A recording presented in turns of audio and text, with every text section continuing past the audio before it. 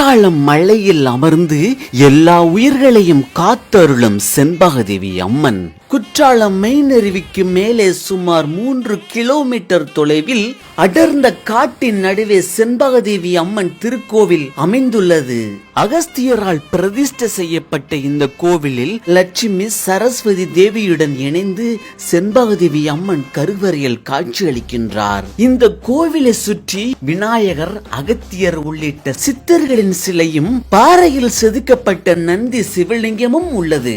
இங்குள்ள அம்மனுக்கு ஆண்டுதோறும் சித்ரா பௌர்ணமி அன்று திருவிழா வெகு சிறப்பாக நடைபெறுவது வழக்கம். மேலும் இந்த கோவிலில் பௌர்ணமி நாளன்று மட்டும்தான் மக்கள் அனுமதிக்கப்படுவார்கள்.